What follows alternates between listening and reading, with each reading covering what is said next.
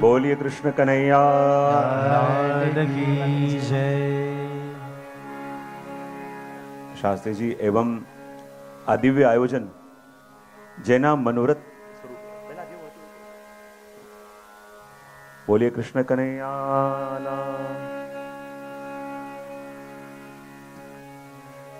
આ દિવ્ય આયોજન જેના મનોરથ સ્વરૂપે થઈ રહ્યું છે એવા ગોલોકવાસી સુમિત્રાબેન પ્રફુલચંદ્ર શાહ, ગોલોકવાસી પ્રફુલચંદ્ર ચિમનલાલભાઈ શાહ અને આ મનોરથને જે સાકાર સ્વરૂપ આપી રહ્યા છે એવા પરમ ભગવદીય રમ્યવદનભાઈ પ્રફુલચંદ્ર શાહ, દીપ્તિબેન રમ્યવદન શાહ, અજયભાઈ પ્રફુલચંદ્ર શાહ, રીમાબેન અજય કુમાર શાહ, રોહન અને એમનો સમસ્ત પરિવાર અને આપ સૌ ભક્તિ પોષણના માધ્યમથી પોતાની ભક્તિને પુષ્ટ કરવા માટે આવેલા મારા સર્વે આત્મીજનો, અત્યંત આનંદનો અનુભવ થઈ રહ્યો છે કે આજે આપણી ભક્તિ પોષણ યાત્રાનો દ્વિતીય દિવસ અને એક વસ્તુ માનવી પણ પડશે કે ભીંજવવાનો સંકલ્પ માનો પ્રભુએ કરી જ લીધો છે અને ભીંજવવા માટે પણ જાણે શ્રી યમુનાજી પધાર્યા હોય ને, કાલે તો બહાર સુધી હતા, આજે તો ભીતર પણ કાલથી લગાતાર વરસી રહ્યા છે અને ભીંજવવાની તો કથા છે અને જ્યારે જોયું કે અંદર પણ જલ આવી ગયું છે ત્યારે લાગ્યું કે જુઓ ઠાકોરજીની સન્મુખ જઈએ ને તો 3 પ્રકારની સામગ્રી પ્રભુ માટે સિદ્ધ થાય। એક એ કે જે બનાયા પછી સિદ્ધ કર્યા પછી જેમાં ચાસણી ચઢાવવામાં આવે, એક એ હોય। બીજું, સિદ્ધ કર્યા પછી ચાસણીમાં બોળીને કાઢી લેવામાં આવે અને ત્રીજી એ કે સિદ્ધ કરીને ચાસણીમાં મૂકી દેવામાં આવે, ચાસણીમાં ડૂબોઈ દેવામાં આવે। તો લાગે છે આ પ્રભુના જીવો એવા છે કે જેણે રસમાં બોળીને કાઢ્યા નથી, માનો રસમાં ઝબોળી દીધા છે અને રસમાં ઝબોળી દીધા છે। અને એવા જીવો જ્યારે આ ભક્તિ પોષણ યાત્રા પછી શું કરવું જોઈએ? ગાવું જોઈએ। તો ચાલો। જગત વૃક્ષ તેનું મૂળ હરી, મૂળ પોષે વૃક્ષ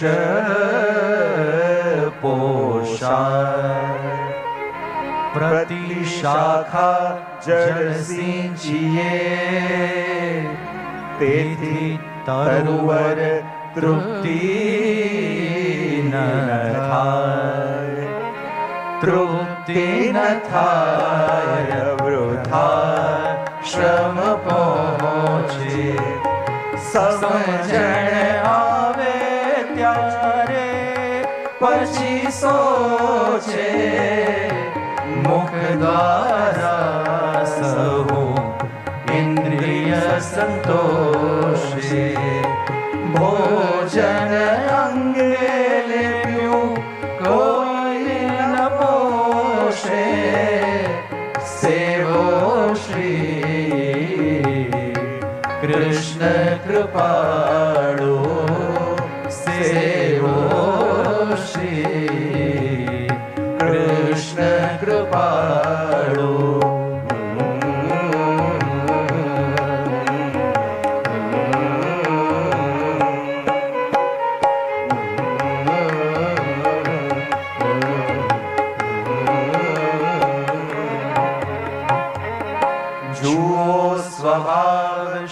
કૃષ્ણનો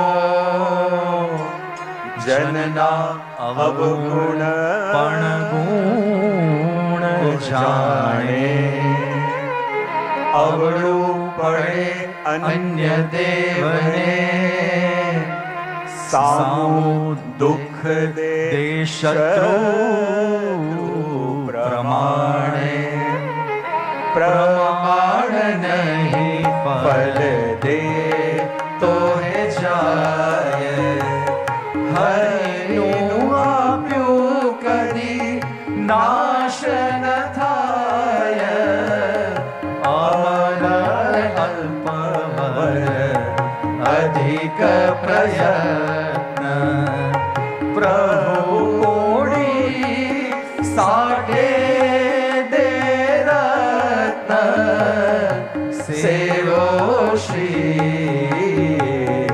કૃષ્ણ કૃપાળુ સેવો શ્રી કૃષ્ણ કૃપાળુ.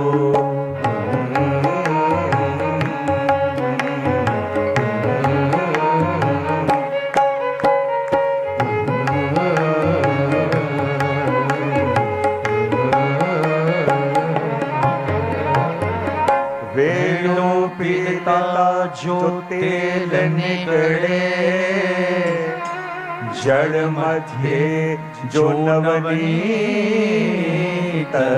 હોય, મૃગ જળથી જો તૃષા ટળે તોય, હરિ ભક્તિ વિના ભદ્ર ન હોય, ન હોય ભદ્ર હરિ વિના કદાપી. અભયન હરિ વિના કોશકે આપી. હું નથી કહેતો પોકારે છે વેદ, સમરો શ્રી કૃષ્ણ ટળે સહુ ખેદ. સેવો શ્રી કૃષ્ણ કૃપાળુ સેવો શ્રી કૃષ્ણ કૃપાળુ.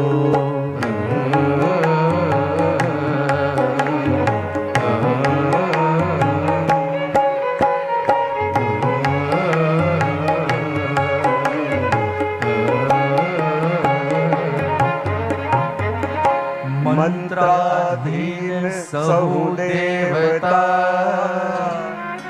યોગે વિરાટ પણ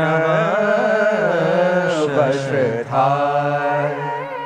જ્ઞાની અક્ષરને જય મળે, પણ પુરુષોત્તમ પ્રેમે જમાય. પ્રેમ ભક્તિ વશ પૂર્ણાનંદ એ ન પડે અન્ય સાધન ફંદ. શ્રી મુખે બાહ્યું ગીતા માય. ના માનો જો જો ત્યાં સેવો શ્રી કૃષ્ણ કૃપાળુ સેવો શ્રી કૃષ્ણ કૃપાળુ.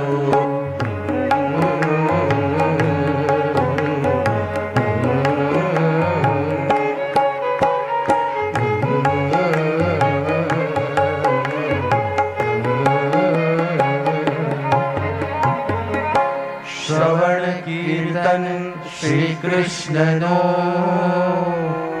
સ્મરણ સેવન અર્ચન. વંદન દાસત્વ સખ્યતા, વળી આત્મ નિવેદન. આત્મ નિવેદન નવધા કહીએ. પ્રેમ લક્ષણા દશમી લઈએ. એ ભક્તિ સહુ સાધનતા છે. જે પામે વશ થાય વ્રજરાજ.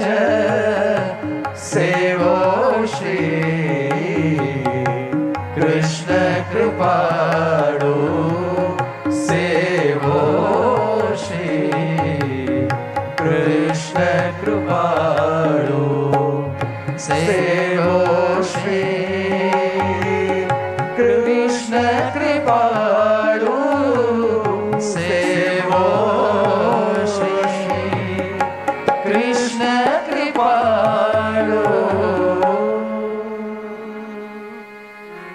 દયારામભાઈ કાલે આપણને વાત કરી કે જ્યારે જ્યારે પણ જીવનની અંદર કોઈ કસોટી આવે, જ્યારે જ્યારે પણ જીવનની અંદર સંકટ આવે, તો આપણી સામે બે લક્ષ્ય યા બે ઓપ્શન હોય, એક ભગવાન અને બીજી આપણી ફોનમાં રહેલી કોન્ટેક્ટ લિસ્ટ. પણ હંમેશા આપણે સૌથી પહેલો ભરોસો આપણા ફોનની કોન્ટેક્ટ લિસ્ટ ઉપર કરીએ છીએ. પણ જો અહીંયા કહે કે આખા જગતને સાચવવા જશો, આખા જગતને પ્રસન્ન કરવા જશો, જેના માટે આખી જિંદગી ઘસાવ અને તોય પ્રસન્ન ન થાય, એનું નામ આ સંસાર. અને જેના માટે રંચક પણ કંઈ કરો અને રીઝે, એ જ કૃષ્ણ. તો અહીંયા કહ્યું કે આખા જગતને આપણે મનાવવાનો પ્રયત્ન કરીએ, આખા જગત આપણા ઉપર રીઝે એવા યત્નો પણ કરીએ. પણ અહીંયા દયારામભાઈ બહુ સુંદર દ્રષ્ટાંત આપે છે અને કહે છે કે જગત વૃક્ષ એનું મૂળ હરિ, મૂળ પોષે વૃક્ષ પોષાય, પ્રત્યેક શાખા સિંચતા તરુવર તૃપ્તિ ન થાય. જો દયારામભાઈ બહુ સુંદર વાત કરે છે અને કહેવાય છે કે આખું જગત છે ને, આખું જગત શું છે? બોલે વૃક્ષ જેવું. શું છે? જરા ભાવથી બોલો તો ખરા. વૃક્ષ. અને એનું મૂળ શું છે? એનું મૂળ છે હરિ. હવે આપણી ઈચ્છા અને આપણો પ્રયત્ન શું હોય છે કે આ જગતના જેટલા પણ પાંદડા છે, જેટલા પણ ફૂલ છે, જેટલી પણ ડાળીઓ છે, હું એને પ્રસન્ન કરું. અને આપણી દશા કેવી છે? હું ઘણી વાર દ્રષ્ટાંત કહેતો હોઉં ને કે એક માળી હતો અને એણે એવો સુંદર બગીચો બનાવ્યો હતો. હવે પોતાના બાળકની જેમ એક એક છોડને એ સાચવતો. હવે કોઈ કારણસર એણે બહારગામ જવાનું થયું. એના દીકરાને બોલાવીને કહ્યું, જો બેટા એક કામ કરીશ. બોલે શું? આ એક એક છોડ જે છે એ મારા દીકરાની જેમ મેં સાચવ્યા છે. આ એક એક પાંદડાઓ, એક એક ફૂલને મેં મારા પ્રાણની જેમ સાચવ્યા છે. થોડા દિવસ માટે હું બહાર જઉં છું, બેટા એક કામ કરીશ. બોલે શું? આ છોડોને પાણી આપતો રહેજે, જેથી આ છોડ કરમાય નહીં, મારા પ્રાણ એમાં વસેલા છે. દીકરો કે બસ પિતાજી એટલું જ કામ છે, હું ચોક્કસ કરીશ. અને જ્યાં થોડા દિવસો પછી પિતાજી પાછા આવ્યા, શું જોયું? આખો બગીચો કરમાયેલો છે. અને આખો બગીચો કરમાયેલો છે. પિતાને બહુ દુઃખ થયું. પિતાએ દીકરાને બોલાવીને કહ્યું, અરે બેટા, મેં તારાથી ખાલી એક ઈચ્છા રાખી હતી કે જે છોડોને મેં મારા પ્રાણની જેમ રાખ્યા છે, મારા દીકરાની જેમ સાચવ્યા છે, ખાલી તને એટલું કહ્યું હતું કે બેટા એને પાણી રોજ આપજે. અને તું એટલું પણ ન કરી શક્યો. આખો બગીચો કરમાઈ ગયો છે. ત્યારે દીકરો કે અરે પિતાજી, શું વાત કરો છો? મેં તો એક એક પાંદડા ઉપર પાણી રેડ્યું, એક એક ફૂલ ઉપર પાણી રેડ્યું, એક એક ડાળી ઉપર પાણી રેડ્યું. ત્યારે પિતાજી કહે, બેટા મૂળમાં પાણી રેડ્યું તું? દીકરો કે પિતાજી, એ મૂળ તો દેખાતું નથી. ત્યારે પિતાજીએ કહ્યું, બેટા દુનિયામાં જે દેખાય એ કંઈ કામનું નથી. જે નથી દેખાતું એને પકડ તો તારું જીવન ધન્ય થશે. આખા ઝાડના એક એક પાંદડામાં પાણી નાખ્યું, એક એક ડાળીમાં પાણી નાખ્યું, એક એક ફૂલમાં પાણી નાખ્યું, પણ જો મૂળમાં પાણી ન નાખીએ તો એ ઝાડ રહેતું નથી. એમ કહેવાય ને, આ જગત આખું વૃક્ષ છે અને વૃક્ષને એક એક ડાળીએ સિંચીએ, પણ જો મૂળમાં પાણી ન નાખાય તો પછી એ વૃક્ષ રહેતું નથી. અને જો આપણું જીવન પણ કહીએ ને, એક શાખા જેવું છે અને હૃદયમાં બિરાજેલા પ્રભુ એ એના મૂળ છે. અને જ્યારે આ આંખો ન જોવાનું જોવે ત્યારે માનવાનું કે આ આંખો પણ કરમાઈ ગઈ છે. આ કાન ન સાંભળવાનું સાંભળે ત્યારે માનવાનું આ પણ કરમાઈ ગઈ છે. આ હાથો જે ભગવત સેવા કરવાની હોય એનાથી અતિરિક્ત પ્રવૃત્તિમાં લાગી જાય ત્યારે માનવાનું આ પણ કરમાયું છે. બોલે કેમ? કારણ કે પ્રભુને પોષણ નથી આપ્યું, પ્રભુની સેવા નથી કરી.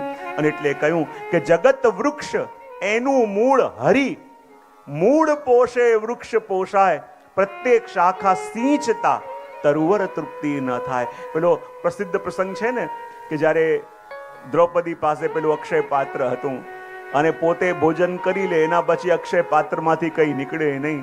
અને જ્યારે દુર્વાસા મુનિ એના હજારો શિષ્ય સાથે દુર્યોધનની પાસે આવ્યા અને કહેવા લાગ્યા, અમને બહુ ભૂખ લાગી છે, હમણાં ને હમણાં મારે ભોજન કરવું છે.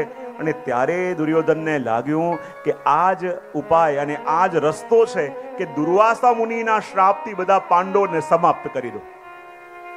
દુર્યોધને કહ્યું કે આપ ભૂખ્યા છો, હજારો શિષ્ય સાથે આવ્યા છો, પણ અમારા ભાઈ પાંડવોની બહુ ઈચ્છા છે કે આપ એમને ત્યાં ભોજન કરવા જાઓ, અને ધ્યાન રાખજો આ દ્રૌપદી ભાભી ભોજન કરી લે પછી જજો. અને એ આપ સૌનું સમાધાન કરવા માંગે છે. અને લાગ્યું કે દ્રૌપદી ભોજન કરી લે પછી અક્ષય પાત્રમાંથી કંઈ નીકળશે નહીં, અને કંઈ નીકળશે નહીં તો દુર્વાસા મુનિ જરૂર શ્રાપ આપશે, અને એમના શ્રાપથી આ પાંડવો સમાપ્ત થઈ જશે. અને જ્યાં દુર્વાસા મુનિ ગયા અને દ્રૌપદીને કહ્યું કે બહુ ભૂખ લાગી છે, જલ્દી ભોજનની તૈયારી કરો, હજારો શિષ્ય મારા બહાર ઊભા છે. અને દ્રૌપદીએ તો ભોજન કરી લીધું હતું, એટલે અક્ષય પાત્રમાંથી હવે કંઈ નીકળે નહીં. અને દુર્વાસા મુનિ એમના હજારો શિષ્ય સાથે પધાર્યા છે, ભૂખ્યા છે, કરવું શું?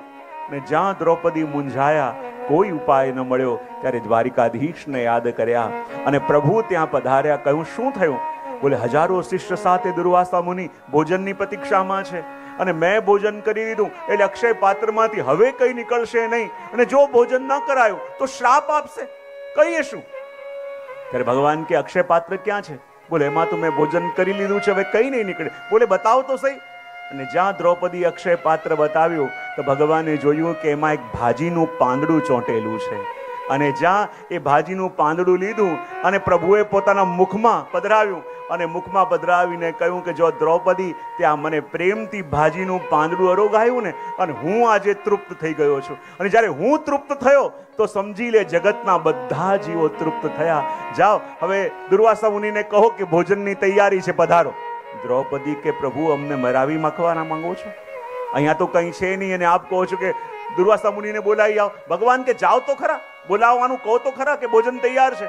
અને જ્યાં દ્રૌપદી બહાર ગયા અને દુર્વાસા મુનિને કહ્યું કે ભોજનની તૈયારી છે, આપ પધારો. અને દુર્વાસા મુનિ અને એમના શિષ્યો તો તૃપ્તિથી ઓળકાર લેતા હતા. એ કહે એટલું પેટ ભરાઈ ગયું છે, એટલું પેટ ભરાઈ ગયું છે કે હવે એક દાણો પણ મુખમાં જાય એમ નથી. ત્યારે દ્રૌપદી આવીને કહ્યું કે પ્રભુ એમને કંઈ અરોગાયું નહીં તો પણ એ તૃપ્ત કેમ કરીને છે? ત્યારે ભગવાને કહ્યું કે તારા એક ભાજીના પાંદડાથી જ્યારે તે મને તૃપ્ત કર્યો તો સમજી લે તે જગતના બધા જ પ્રાણીઓને તૃપ્ત કરી દીધા. એમ જ્યારે આપણે પ્રભુને પ્રસન્ન કરીએ ને, અને પ્રભુ આપણી ટહેલથી પ્રસન્ન થાય તો માની લેવાનું જગતના પ્રત્યેક જીવોને આપણે તૃપ્ત કર્યા. કારણ કે મૂળમાં રેડીએ તો શાખા પ્રશાખા પુષ્પ ફલ એ બધાને સંતોષ મળે. માટે કહ્યું જગત વૃક્ષ એનું મૂળ હરિ, મૂળ પોષે વૃક્ષ પોષાય, પ્રત્યેક શાખા સિંચતા તરુવર તૃપ્તિ ન થાય. પ્રત્યેક ડાળીએ ડાળીએ પાણી નાખીએ, પાંદડે પાંદડે પાણી નાખીએ, પણ મૂળમાં પાણી ન નાખ્યું તો ક્યારે વૃક્ષ લીલું થવાનું છે? હા કે ના તો પાડો. એટલે કહ્યું તૃપ્તિ ન થાય વૃથા શ્રમ પહોંચે, સમજણ આવે ત્યારે પછી શોધે. અને જો આખી જિંદગી આપણે શેમાં વેડફી? ડાળીઓમાં સિંચીને. આખી જિંદગી શેમાં વેડફી? બોલે પાંદડાઓમાં પાણી નાખીને કે વૃક્ષ લીલું થશે, વૃક્ષ લીલું થશે. અને ડાળીઓને સાચવી, પાંદડા સાચવ્યા, પણ મૂળને ભૂલી ગયા. અને જ્યારે મૂળને ભૂલ્યા તો આ વૃક્ષ કેમ કરીને લીલું થાય? માટે કહ્યું મુખ દ્વારા સૌ ઇન્દ્રિયો સંતોષે, ભોજન અંગે લેપ્યું કોઈને ન પોષે. તમે વિચાર કરો કે ભોજન આપણે કરીએ છીએ તો મુખની સંતુષ્ટિ માટે કે આખા શરીરની પુષ્ટિ માટે? મને બરોડાનો બહુ આઈડિયા નથી. જ્યારે ભોજન કરીએ છીએ તો મુખની તૃપ્તિ માટે કે આખા શરીરની પુષ્ટિ માટે? અને ક્યારેક તમે થાળી પીરસીને બેઠા હો અને કોળીઓ લેવા જાઓ અને તમે કહો અરે મારે તો મારા આખા શરીરને સ્વસ્થ કરવું છે, ખાલી મુખને જ ભોજન આપું તો મુખ તુષ્ટ થશે, પણ આખા શરીરને એનર્જી કેવી રીતે મળશે? એમ વિચાર કરી એક થાળીમાં દાળ ભાત શાક બધું મિક્સ કરી અને આખા શરીરમાં લેપન કરો કે આખું શરીર મારું પુષ્ટ થાય. તો આખા શરીરમાં ભોજન લેપન કરવાથી શું શરીર પુષ્ટ થશે? પણ મુખમાં પધરાવશો તો તો આખું શરીર પુષ્ટ થશે. એમ આખા દુનિયાને રાજી કરવા જઈએ, આ દુનિયા રાજી નહીં થાય, પણ એક પ્રભુને પ્રસન્ન કર્યા તો આપોઆપ આખા જગતના કાર્યો સિદ્ધ થશે. એ વાત આપણા દયારામભાઈએ આપણને 7મા ચંદ્રાવળાની અંદર કહી અને આગળ 8મા ચંદ્રાવળાની અંદર એ જ વસ્તુને આગળ વધારતા ભગવાનના સ્વભાવનો પરિચય આપતા કહી રહ્યા છે. જો સ્વભાવ શ્રી કૃષ્ણનો જનના અવગુણ પણ જાણે, અવળું પડે અન્ય દેવને, સામું દુઃખ દે શત્રુ પ્રમાણે, પ્રમાણ નહીં ફળ દે તો હે જાય, હરિનું આપ્યું કદી નાશ ન થાય, અમર અલ્પવર અધિક પ્રયત્ન, પ્રભુ કોડી સાટે દે રત્ન, સેવો શ્રી કૃષ્ણ કૃપાળુ, સેવો શ્રી કૃષ્ણ કૃપાળુ. બધાએ ગાવાનું છે જોડે.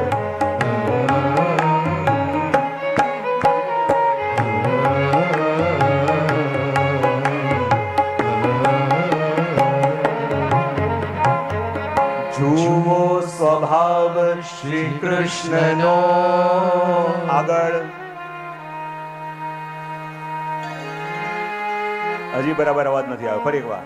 જુઓ સ્વભાવ શ્રી કૃષ્ણનો, આગળ જનના અવગુણ પણ ગુણ જાણે, અવળું પડે અન્ય દેવને, આગળ દુઃખ દે શત્રુ પ્રમાણે, પ્રમાણ નહીં ફળ દે તો હે જાય, હરિનું આપ્યું કદી નાશ ન થાય, અમર અલ્પવર અધિક પ્રયત્ન, પ્રભુ કોડી સાટે દે રત્ન, સેવો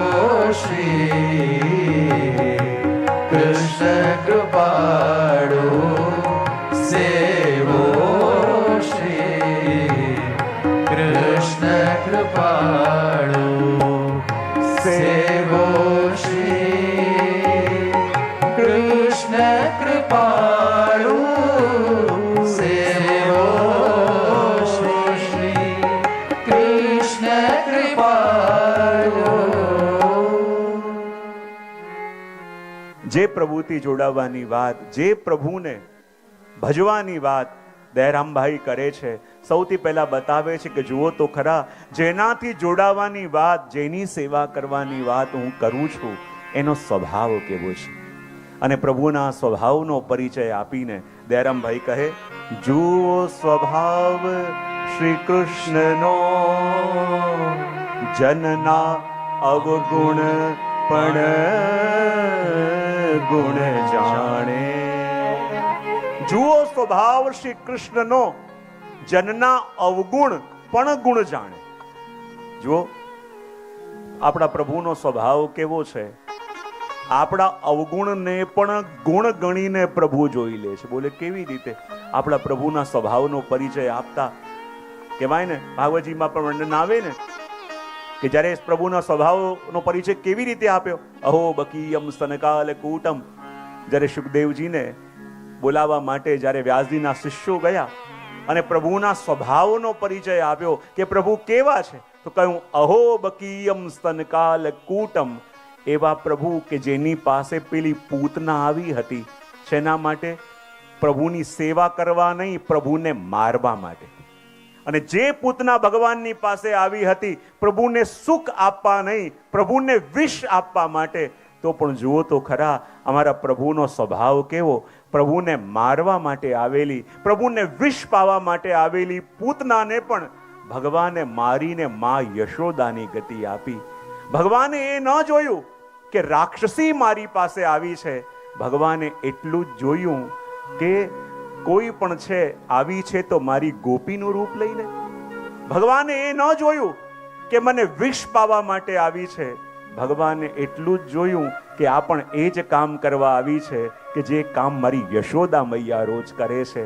અને પોતાને વિષ પાવા માટે આવેલી પૂતનાને પણ જે મારીને મા યશોદાની ગતિ આપી શકે એવો સ્વભાવ મારા પ્રભુ સિવાય બીજા કોણ હોઈ શકે, કે જે ભક્તની કૃતિ પણ નથી જોઈતા, ભક્તની પ્રકૃતિ પણ નથી જોતા, માત્ર કૃતિ જોઈને કૃપા કરી દે. જે એ પણ નથી જોતા કે કયા ભાવે કરે છે, ખાલી આટલું જુએ છે કે કોઈ પણ ભાવે કંઈ કરે છે તો ખરા. અને જે માણસની પ્રકૃતિ પણ ન જુએ, માત્ર કૃતિ જોઈને કૃપા કરી દે, એ જ કૃષ્ણ. અને એટલા માટે અહીંયા કહ્યું કે જુઓ સ્વભાવ શ્રી કૃષ્ણનો, જનના અવગુણ પણ જાણે, ગુણ જાણે, અવડું પડે અન્ય દેવને, સામું દુઃખ દે શત્રુ પ્રમાણે. અને જુઓ બીજે બધે કદાચ કોઈ દેવનું આરાધન કરતા હોઈએ અને એમાં જરાક ઉચ્ચારણમાં પણ ભૂલ પડે, બોલવામાં પણ ભૂલ પડે, તો વરદાનની જગ્યાએ શ્રાપ મળે કે નહીં. ઇન્દ્રને મારે એવો પુત્ર જોઈતો હતો અને અશુદ્ધિ થઈ અને ઇન્દ્રથી મરે એવો પુત્ર શ્રવણ કરીએ છીએ ને ભાગવતજીમાં આપણે. ઇન્દ્રાસન માંગવું હતું અને નિંદ્રાસન થઈ ગયું, એવું પણ આપણને વર્ણન મળે છે. તો કહેવાય કે જ્યાં બીજા દેવોમાં આપણે ઉપાસના કરીએ અને જરાક અશુદ્ધિ થાય, જરાક મંત્રમાં ભૂલ પડે, જરાક બોલવામાં ભૂલ પડે, તો આપણને વરદાનની જગ્યાએ શ્રાપ મળી જાય. પણ આપણા પ્રભુ એ નથી જોતા કે આ શું કરે છે. આપણા પ્રભુ એટલું જ જોવે કે કેમે કરીને સન્મુખ આવીને બેસે તે તો ખરા.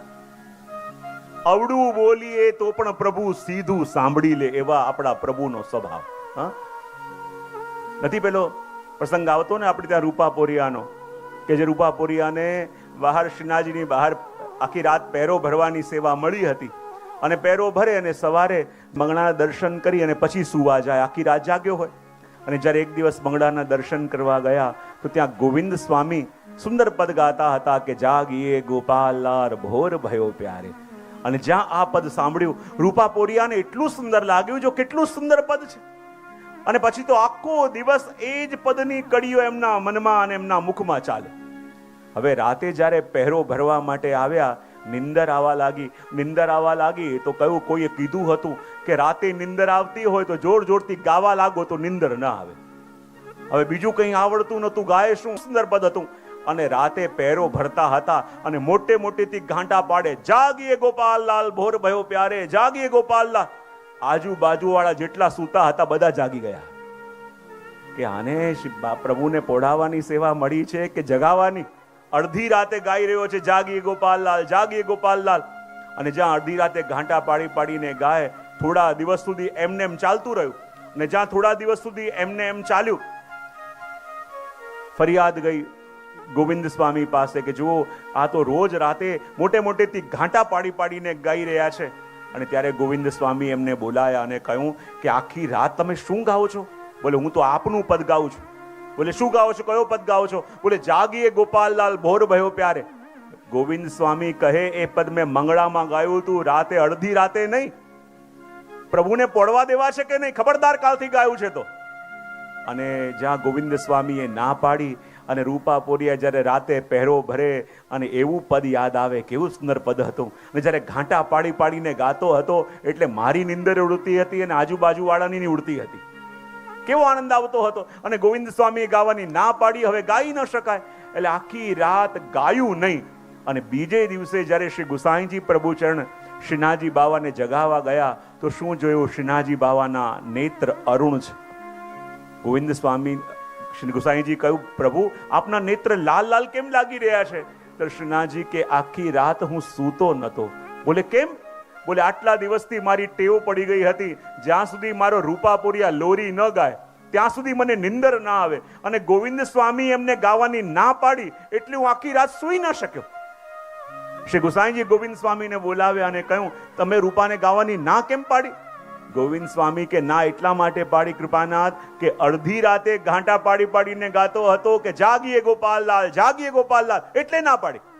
ત્યારે ગુસાઈજીએ કહ્યું કે તમે રૂપાપોરિયા શું બોલે છે એ સાંભળ્યું, પણ એ શું વિનંતી કરે છે ન સાંભળ્યું. એ ભલે ગાતા હતા જાગીએ ગોપાલલાલ, પણ મનથી વિનંતી કરતા હતા, પ્રભુ આપ ચેનથી પોળજો, હું અહીંયા પહેરો ભરું છું. પ્રભુ આપ સુખેથી પોળજો, હું અહીંયા પહેરો ભરું છું.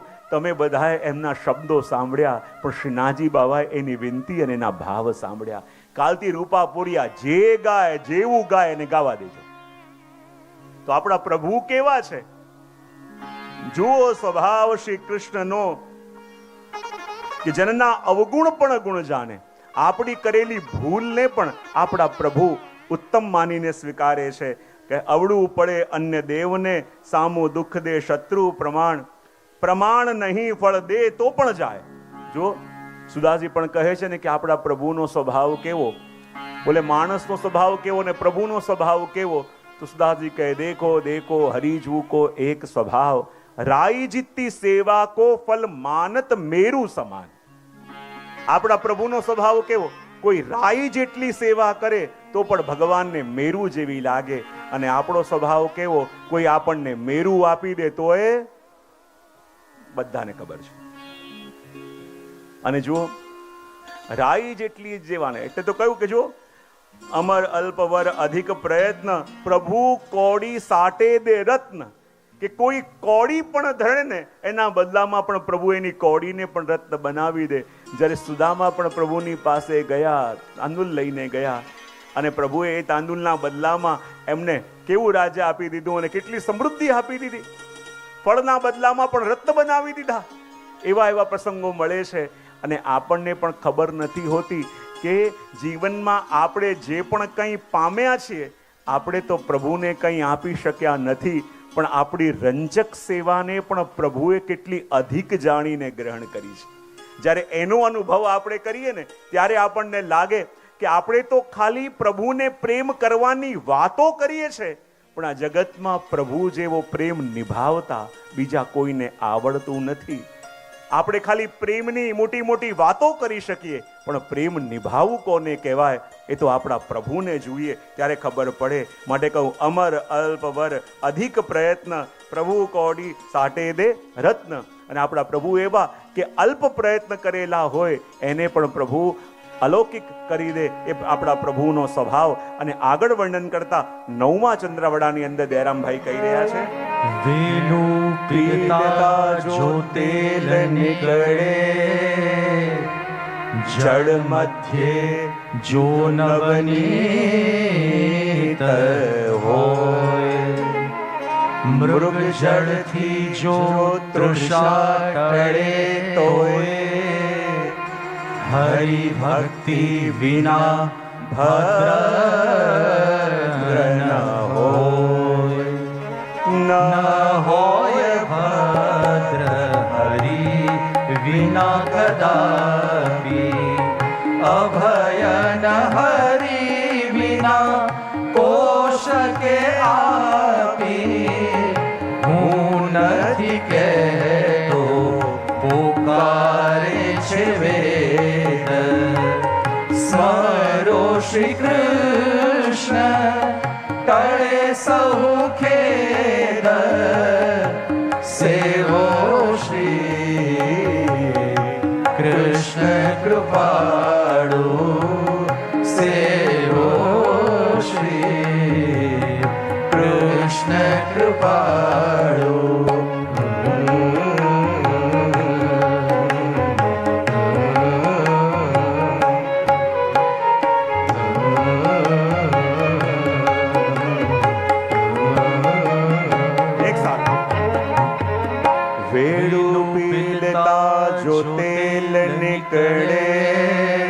આગળ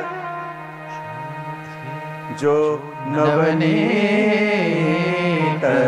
હોય. જો ઘણા ઘણા ગાય છે, ઘણા નથી ગાતા. તો પહેલા હું ગાઈશ ને તો આ લાઈન ગાશે, ફરી આ લાઈન જોઈએ કોનો અવાજ આવે છે, પછી આપણે આગળ જઈએ. વેડું પીલતા જો તેલ નીકળે. આગળ. વાહ, શું વાત છે. હવે આ સાઈડ. મૃગ જળ થી જો તૃષ્ણા ટળે તોય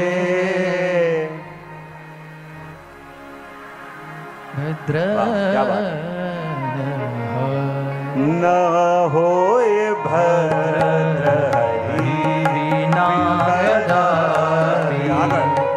અભયન હરી વિના કોશ કે આપી હું નથી કહેતો પુકારે છે વેદ સ્મરો શ્રી કૃષ્ણ ટળે સહુ ખેદ સેવો શ્રી કૃષ્ણ કૃપાળુ સેવો શ્રી કૃષ્ણ કૃપાળુ સેવો શ્રી કૃષ્ણ કૃપાળુ સેવો શ્રી કૃષ્ણ કૃપાળુ.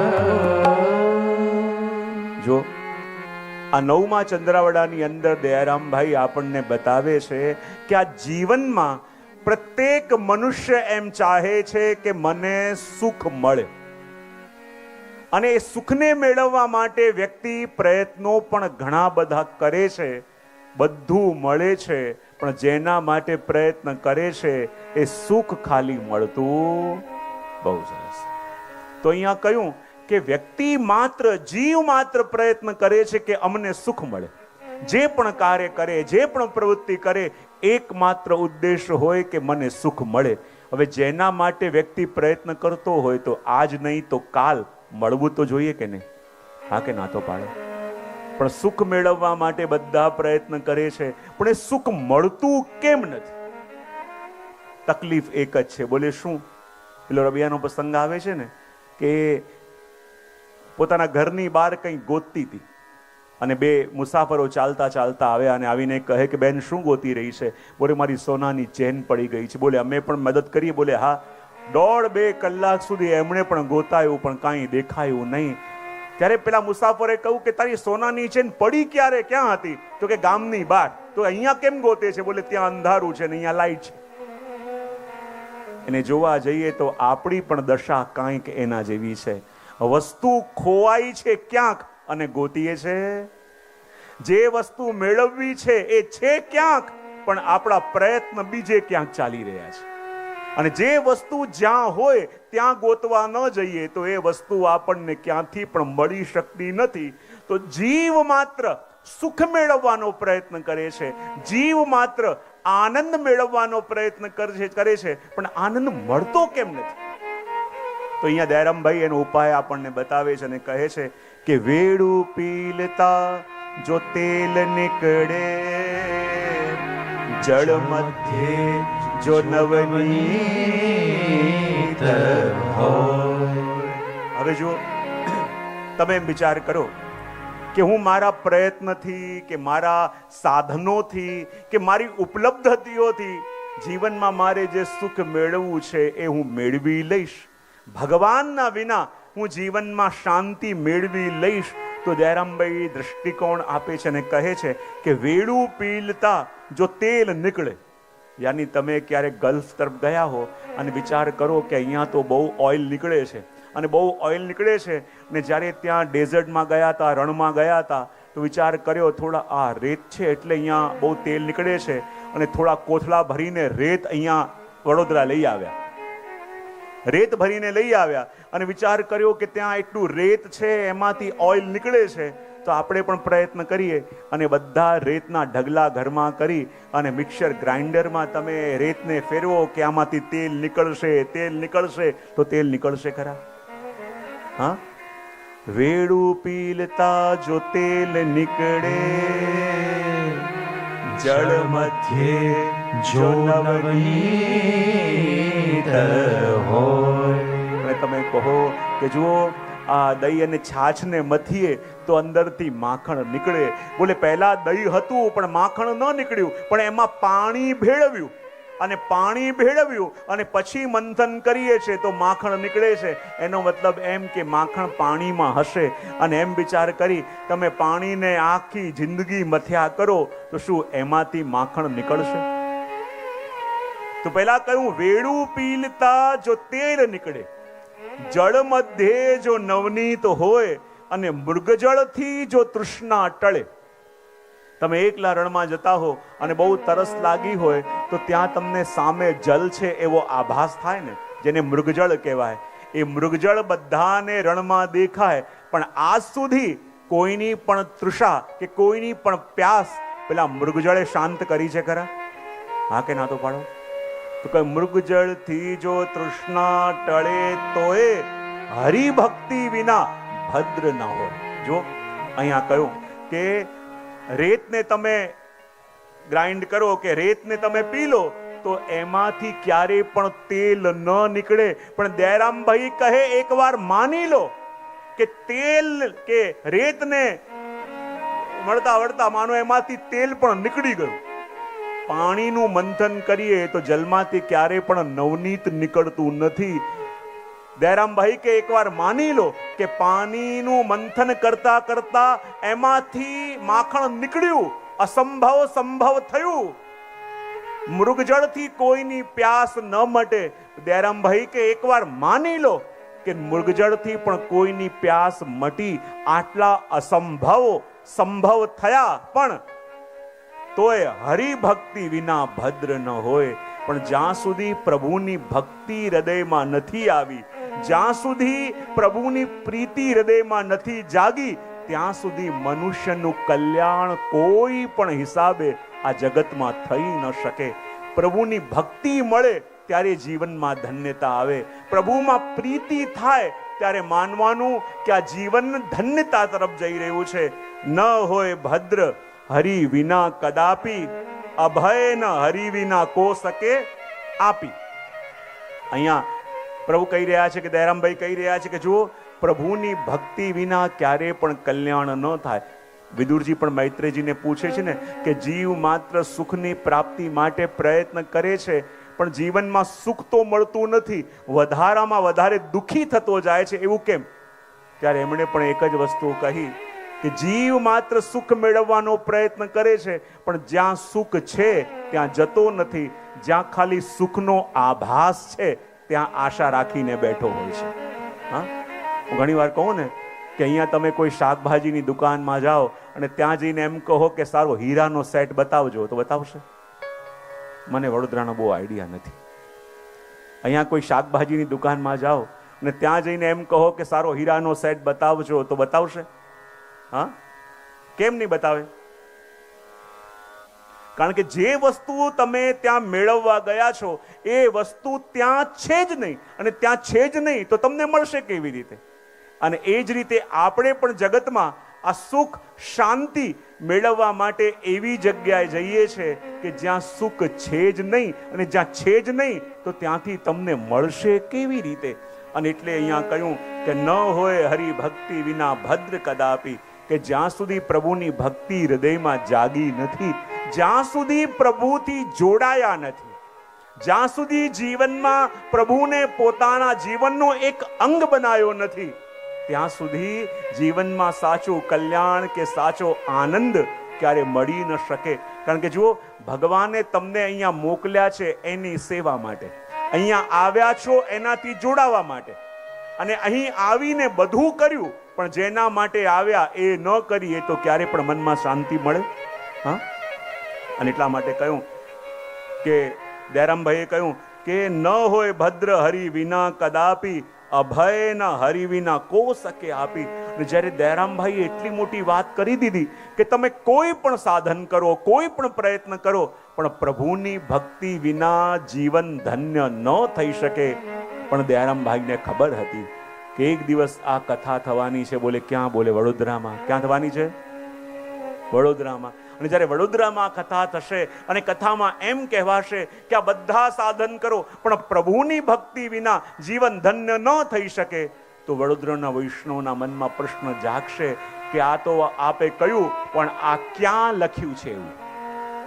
આજે લોકોના મનમાં કોઈ પણ વાત કરો ને એવું ક્યાં લખ્યું છે, એવું કોણે લખ્યું છે? દયારામભાઈને ખબર હતી કે એવું વિચાર મનમાં આવશે, તો દયારામભાઈ કહે છે આગળની લાઈનમાં કે હું નથી કહેતો, પોકારે છે વેદ.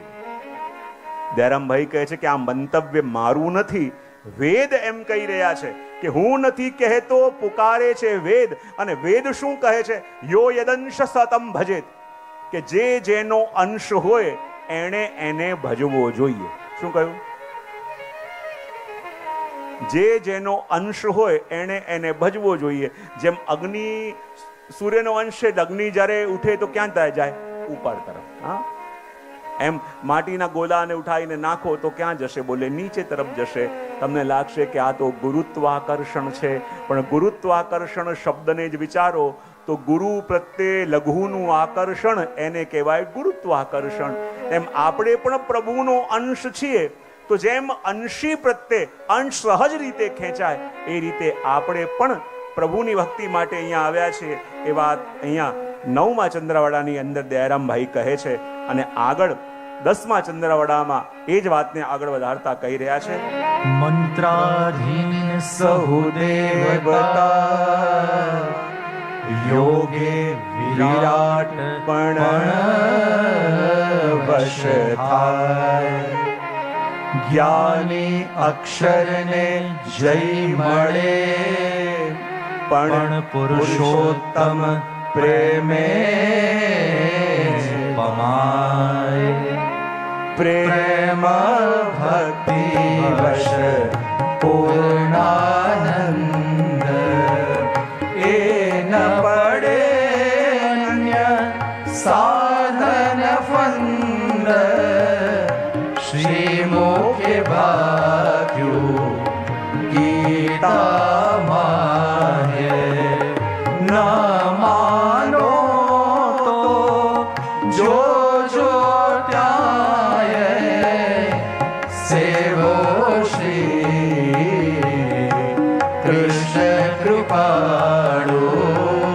સેવો શ્રી કૃષ્ણ કૃપાળુ.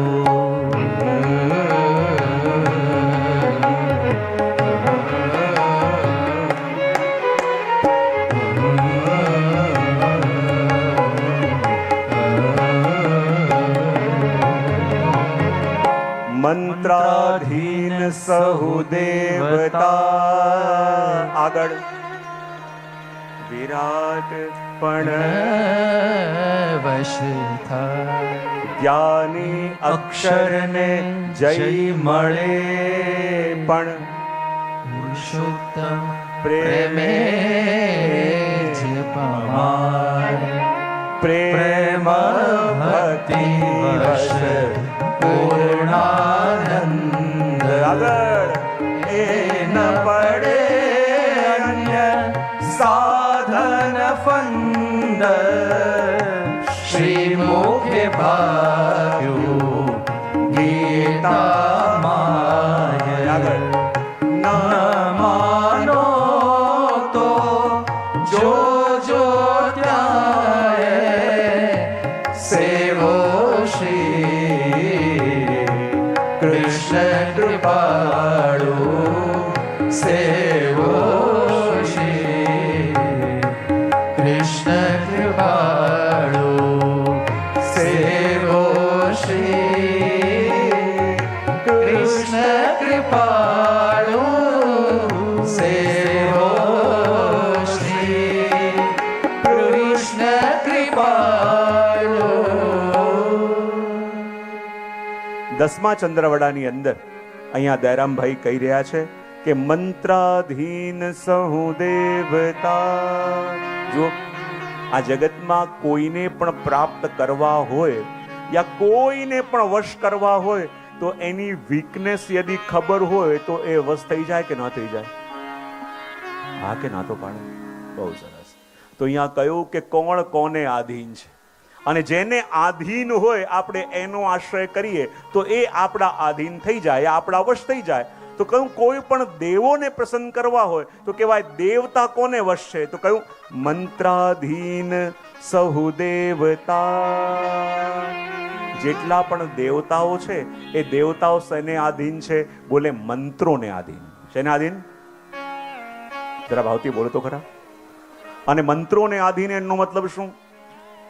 જ્યારે કોઈ પણ ભૂદેવ હોય એક સોપારીની અંદર દેવતાઓના આવાહનના મંત્ર બોલે અને આવાહનના મંત્ર બોલીને કહે કે એ દેવો આમાં અવશ્ય થાય, આમાં પધારે, તો મંત્રોને આધીન હોવાને કારણે એક સોપારીની અંદર પણ એ દેવતા પધારે કે ના પધારે?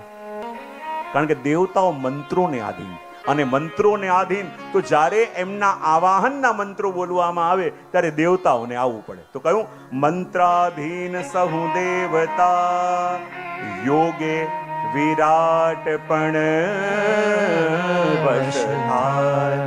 અને કહેવાય ને કે વિરાટ સ્વરૂપ જ્યારે કોઈ યોગી હોય તો યોગી દ્વારા, એના યોગ બળ દ્વારા વિરાટ પણ એના હૃદયમાં આવીને વસી જાય, વિરાટ પણ વશ થઈ જાય. તો કહેવાય દેવતાઓ મંત્રોને આધીન, વિરાટ યોગને આધીન. અને કહ્યું જ્ઞાની અક્ષરને જય મળે. અને કહેવાય જે બ્રહ્મ જ્ઞાની છે, જે જ્ઞાની છે, એની પહોંચ ક્યાં સુધી? બોલે અક્ષર બ્રહ્મ સુધી. અને અક્ષર બ્રહ્મ એટલે બ્રહ્મના રહેવાનું સ્થાન. અક્ષર બ્રહ્મ સુધી એની પહોંચ છે. પણ કહેવાય જ્ઞાની અક્ષરને જય મળે પણ પુરુષોત્તમ પ્રેમે પમાય. પણ આપણા પ્રભુને વશ કરવાનું સાધન શું છે? આપણા પ્રભુને પ્રસન્ન કરવાનું સાધન શું છે? કહેવાય ને કે આપણે પ્રભુને એ આપીએ છે જે પ્રભુને જોતું નથી, અને જે પ્રભુને જોઈએ છે એ આપણે આપતા. બહુ સરસ. આપણે પ્રભુને કદાચ દ્રવ્ય આપવાનો જે પ્રયત્ન કરીએ, પ્રભુ કે હું તો લક્ષ્મીનો પતિ છું. પ્રભુની સ્તુતિ કરવા જઈએ, એ કહે કે હું તો વાણીનો નાથ છું. તો કહેવાય કે જે તું આપવા માંગે છે એની જરૂર મને નથી, અને જે મારે જોઈએ છે એ તું આપતો નથી. તો ભગવાનને શું જોઈએ છે? ભગવાન કે મને એ આપ કે જે મારી પાસે ન હોય. તો આપણને લાગે કે ભગવાનની પાસે તો બધું હોય. એવી કઈ વસ્તુ છે કે જે ભગવાન પાસે નથી? તો ભગવાન કહે મારી પાસે બધું છે, ખાલી એક વસ્તુ નથી. બોલે શું નથી? તો ભગવાન કે મારી પાસે મારું મન નથી. મારું મન મારા રાધાજીએ અને મારા ગોપીજનોએ ચોરી લીધું છે, અને એટલે હું મન વિના રહું છું. તો મને કંઈ આપવું હોય તો તારું મન આપ. અને ભગવાન પણ એ જ માંગે ને કે મય્યેવ મન આધસ્વ મયી બુદ્ધિમ નિવેશય. ભગવાન કહે કે મને કંઈ આપવા માંગે તો તારું મન આપ. આપણે કહીએ પ્રભુ બીજું બધું લઈ લો, પણ મારે મન આપને આપવું. વાહ! જે આપણે પ્રભુને આપવા માંગીએ છીએ એ ભગવાનને જોઈતું નથી, અને જે ભગવાનને જોઈએ છે એ આપણે આપી શકતા નથી. અને મન પ્રભુને આપવું એનો મતલબ શું? પ્રભુને ગમે એવું કરીએ, પ્રભુને ન ગમે એ ન કરીએ. એ પણ મન પ્રભુને અર્પણ કરવાનો વિચાર. જો હું ઘણી વાર કહેતો હોઉં કે જે પ્રભુ આપણા ઘરે બિરાજે છે, જે પ્રભુની આપણે ટહેલ કરીએ છીએ, અને એ પ્રભુને યદી આપણે રીઝવવા હોય, જે પ્રભુને પ્રસન્ન કરવા હોય અને મન અર્પણ કરવું હોય, તો મન અર્પણ કરવાની સૌથી પહેલી શરત શું? પ્રભુને ગમે એ કરીએ, અને પ્રભુને ન ગમતું હોય એ ન કરીએ. તો પહેલા મને એ બતાવો, પ્રભુને આપણે શું કરીએ તો એ વધારે ગમે? સૌથી પહેલા પ્રભુને શું ગમે છે એ ખબર તો આપણને એટલીસ્ટ હોવી જોઈએ. હા, પ્રેમ, હા ગમે. પછી શું ગમે? બીજું સેવા, ભક્તિ, પછી હા વિશ્વાસ, કીર્તન, હા કીર્તન, બીજું હા સત્સંગ, બહુ સરસ. પછી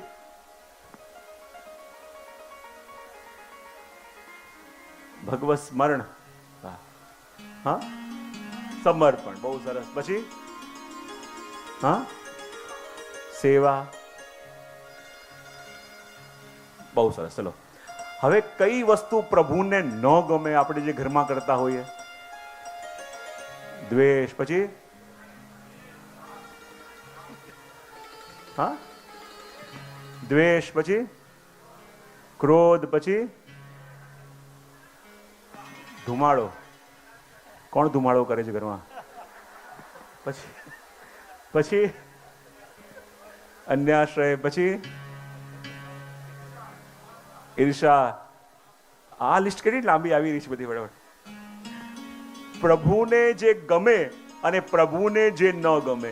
જે પ્રભુને ગમે છે એની લિસ્ટ આપણે જોઈએ કે સેવા કરીએ, સત્સંગ કરીએ, પ્રેમ કરીએ, પરસ્પર સદભાવ રાખીએ, પરસ્પર દરેકનું સન્માન કરીએ, પરસ્પર આપણે દરેકને આનંદ મળે એવો પ્રયત્ન કરીએ.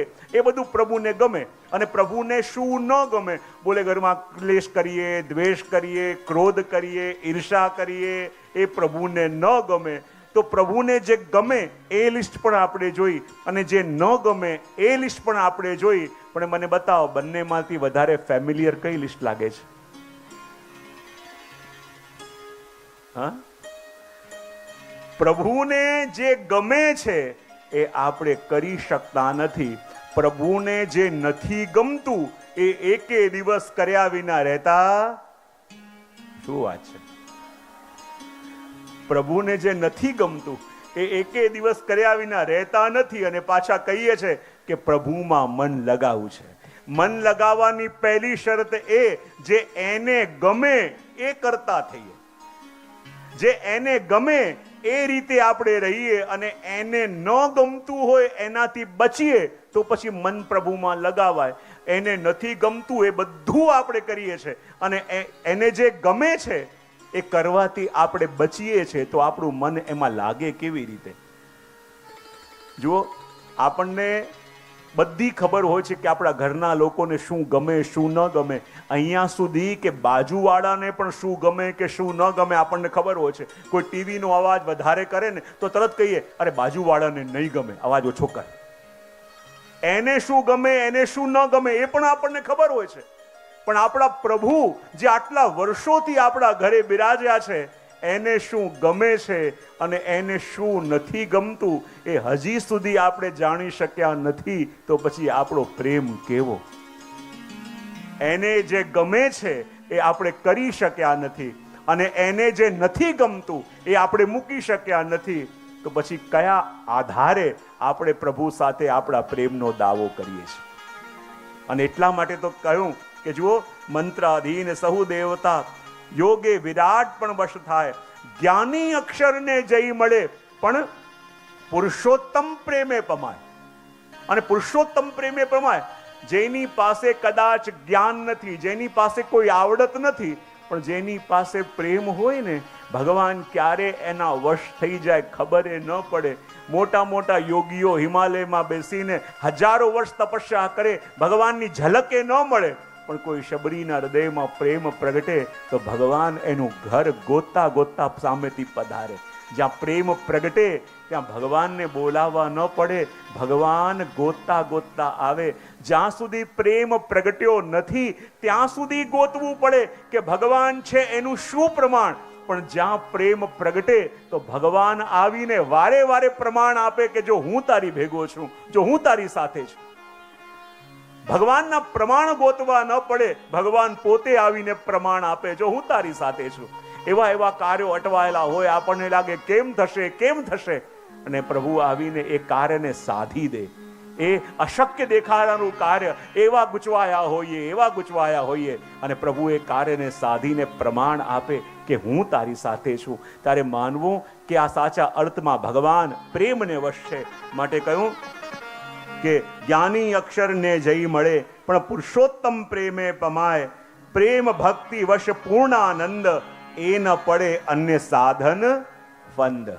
અને આપણા પ્રભુ કેવા છે? બોલે પ્રેમ અને ભક્તિના વશ. અને એ પ્રભુ કોઈ પણ તમારા મોટા મોટા પ્રલોભનોના અંદર ફસાતા નથી. જો પ્રભુ મારું આ કાર્ય થઈ જાય તો હું આમ કરી દઈશ, જો આ થઈ જાય તો હું આમ કરી દઈશ, એમ કરીને જો આપણે પ્રભુને પ્રલોભનો આપવાનો પ્રયત્ન કરીએ તો ભગવાન કહે છે કે ભાઈ, જે વસ્તુ તું મને આપવાનો પ્રયત્ન કરે છે એ ઓલરેડી મેં તને આપી છે. એ ઓલરેડી મેં તને આપી છે. તું આપીને મને શું આપવાનો હતો? તું કરી કરીને મારા માટે કેટલું કરવાનો હતો. અને એટલે તો આપણા આચાર્યો કહે છે ને કે આપણે જે પણ કરીએ છીએ ને એ આપણે બીજું કાંઈ કરતા નથી, પ્રભુનું જ અનુકરણ કરીએ છીએ. અને પ્રભુનું અનુકરણ કરીએ છીએ એનો મતલબ શું? આપણે તો પ્રભુને ખાલી ઝારીજી ભરીને જલ પધરાવીએ, પણ પ્રભુ તો આ વૃષ્ટિ કરીને જુઓ આપણા સાગરોને ભરી દે, આપણી નદીઓને ભરી દે. આપણે તો ખાલી એનું અનુકરણ કરીએ છીએ ઝારીજી ભરીને. કહેવાય કે આપણે તો પ્રભુને તિલક કરીને અક્ષત પધરાવીએ છીએ, પણ ભગવાન તો એના બદલામાં આપણા ખેતરોના ખેતર ચોખાથી ભરે છે કે નહીં? ભગવાન તો ખેતરોના ખેતર ભરીને આપે છે, પણ આપણે અક્ષત આપીને પ્રભુનું અનુકરણ કરીએ છીએ. ભગવાન આપણને સૂર્યનો પ્રકાશ આપે છે, આપણે ખાલી આરતી કરીને એનું અનુકરણ કરીએ છીએ. અને જોવા જઈએ તો આપણે શું કરી શકવાના હતા, પણ જો પ્રભુ પ્રેમ દ્વારા વશ થાય. અને પ્રેમ કોને કહેવાય? એને અનુકૂળ થઈ જવું, એના માટે તત્સુખનો ભાવ, એના સુખનો વિચાર જ્યારે એ આવી જાય ને ત્યારે એ પ્રેમ પ્રભુમાં જાગ્યો છે એમ કહી શકાય. જો આપણો પ્રેમ કેવો છે, આપણે કહીએ કે હવે આવું કરીએ, બોલે કેમ? બોલે આ કરીએ તો અમને ગમશે. જેમાં પણ અમને ગમશે આવે ને એ આપણો સ્વાર્થ, અને એને ગમશે એ આવે એને પ્રેમ કહેવાય. અને પ્રભુના પ્રેમમાં પ્રસન્ન થવું, પ્રભુના સુખમાં સુખી થવું, એને કહેવાય પ્રેમ. અને એ પ્રેમ જ્યારે આપણા મનમાં આવી ગયો ત્યારે ભગવાન આપણને મૂકીને ક્યાંય જઈ શકતા નથી. આપણી પાસે રહેવાની પ્રભુને ટેવ પડી જાય છે.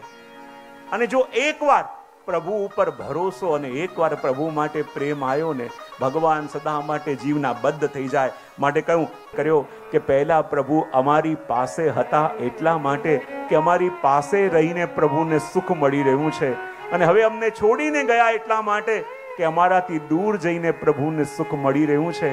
જો અમારાથી દૂર રહીને પ્રભુને સુખ મળે છે તો શા માટે અમે પ્રભુની પાસે જઈએ અને પ્રભુના સુખમાં વ્યવધાન કરીએ? અમે એકલી રહીશું, રડતી રહીશું, પ્રભુના માટે તડપતી રહીશું, પણ જ્યારે અમને મળીને પ્રભુને સુખ થાય ત્યારે જ મળીશું. અમારો સુખનો વિચાર કરીને અમારે પ્રભુના સુખના આડે નથી આવું. એટલે કોઈ ગોપી ત્યાં ગઈ નથી જ્યાં ભગવત સુખથી વધીને, ભગવત પ્રસન્નતાથી વધીને બીજો કોઈ વિચાર નથી. એ ગોપીઓ પ્રેમની પરાકાષ્ઠા માનવામાં આવી.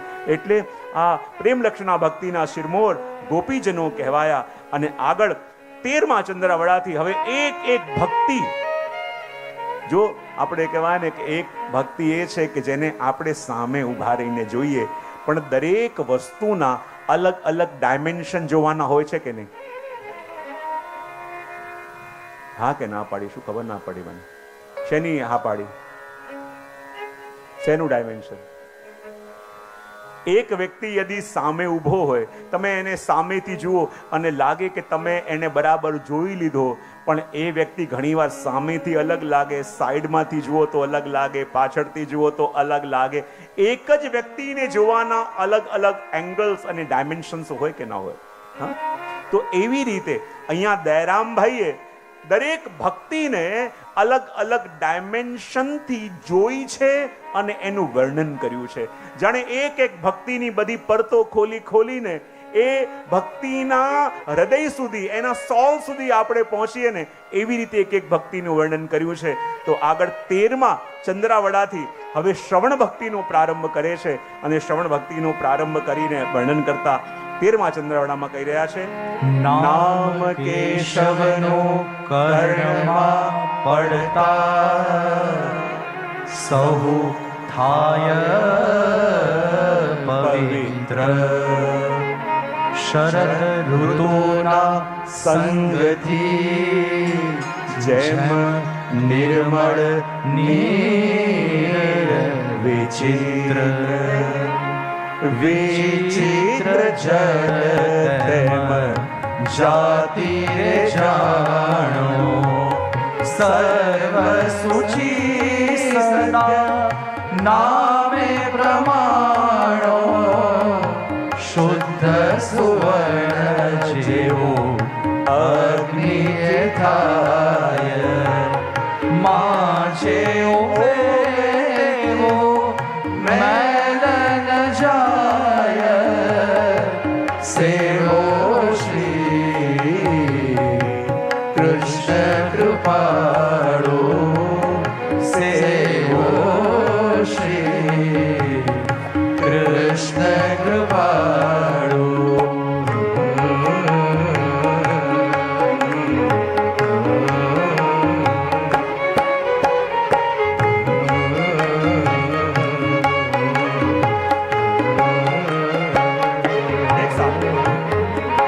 નામ કેશવનું કર્ણમાં પડતા આગળ સહુ થાય પવિત્ર.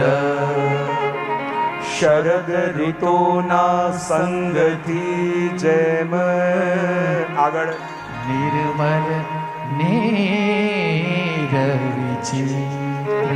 વિચિત્ર જલ તેમ જાતિ રે જાણો. આગળ સર્વ સૂચિ સંજ્ઞા નામે પ્રમાણો.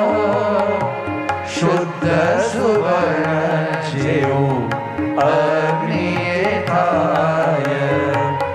માજે મેલ ન જાય. સેવો શ્રી કૃષ્ણ કૃપાળુ સેવો શ્રી કૃષ્ણ કૃપાળુ સેવો શ્રી કૃષ્ણ કૃપાળુ સેવો શ્રી કૃષ્ણ કૃપાળુ. સૌથી પહેલી ભક્તિ એટલે શ્રવણ ભક્તિ. અને શ્રવણ ભક્તિનું વર્ણન કરતા અહીંયા દયારામભાઈ કહી રહ્યા છે કે નામ કેશવનું કર્ણમાં પડતા સહુ થાય પવિત્ર. જો આપણે આપણા હૃદયને કેવું બનાવવું છે, આપણે આપણા જીવનને કેવું બનાવવું છે, એના માટે આ બે વસ્તુને સાચવવી. એક તો પોતાના મુખમાંથી અંદર શું નાખીએ છે અને બીજું પોતાના કર્ણમાંથી આપણે શું નાખીએ છીએ.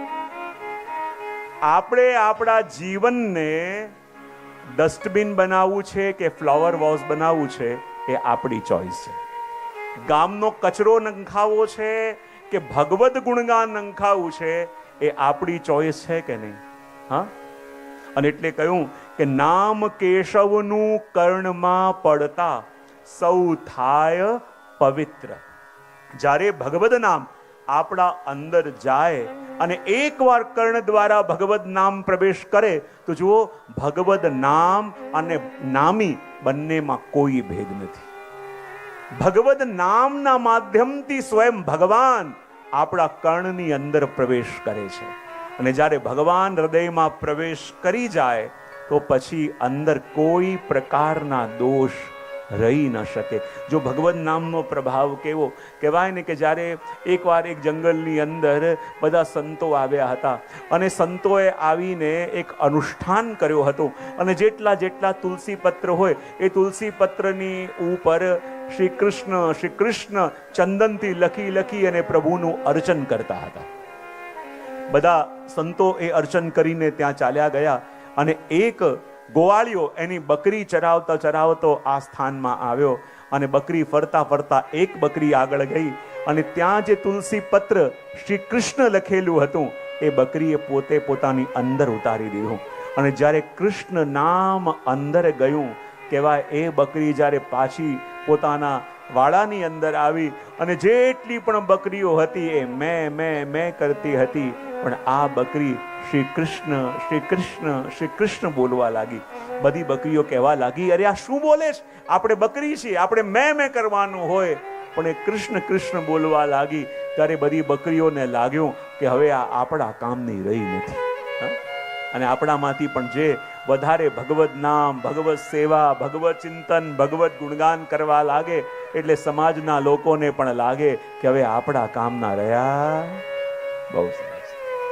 અને એમ બધી બકરીઓને પણ લાગવા લાગ્યું કે આ કૃષ્ણ કૃષ્ણ કરે છે ને કૃષ્ણ કૃષ્ણ કરે છે એટલે હવે આપણા કામની રહી નથી. બધી બકરીઓ એને સિંગડા મારી માથું મારી મારીને બહાર કાઢવા લાગી.